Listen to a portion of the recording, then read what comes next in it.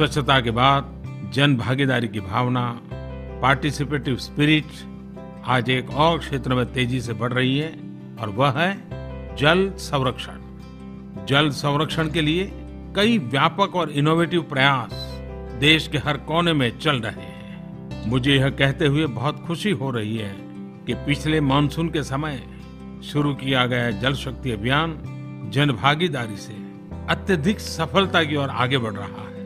बड़ी संख्या में तालाबों, पोखरों आदि का निर्माण किया है। सबसे बड़ी बात यह है कि इस अभियान में समाज के हर तबके के लोगों ने अपना योगदान दिया। हमारा नया भारत अब पुरानी अप्रोच के साथ चलने को तैयार नहीं है। खास तौर पर न्यू इंडिया की हमारी बहनें और माताएं तो आगे बढ़कर उन चुनौतियों को अपने हाथों में ले रही हैं जिनसे पूरे समाज में एक सकारात्मक परिवर्तन देखने को मिल रहा है। साथियों, मानवता से भरी हुई हर नर्स को आज मैं नमन करता हूं। आप सभी जिस सेवा भाव के साथ कार्य करते हैं वो अतुलनीय है। ये भी संयोग है कि इस वर्ष यानी 2020 को पूरा विश्व international year of the nurse and midwife के तौर पर मना रहा है। भारत की कोरोना के खिलाफ लड़ाई सही मायने में पीपल ड्रिवन है।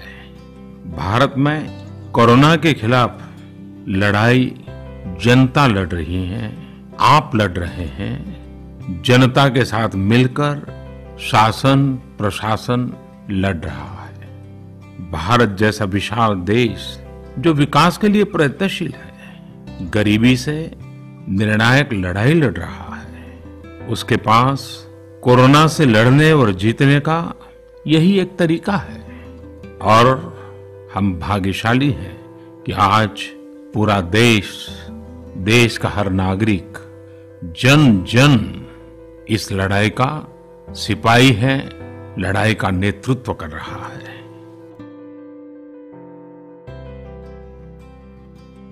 आज हमारे श्रमिकों की पीड़ा में हम देश के पूर्वी हिस्से की पीड़ा को देख सकते हैं। जिस पूर्वी हिस्से में देश का ग्रोथ इंजन बनने की क्षमता है, जिसके श्रमिकों के बाहुबल में देश को नई ऊंचाई पर ले जाने का सामर्थ्य है, उस पूर्वी हिस्से का विकास बहुत आवश्यक है।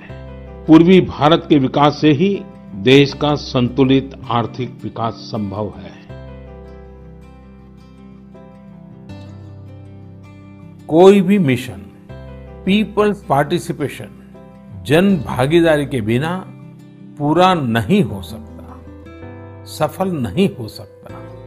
इसलिए आत्मनिर्भर भारत की दिशा में एक नागरिक के तौर पर हम सबका संकल्प, समर्पण और सहयोग बहुत जरूरी है, अनिवार्य है।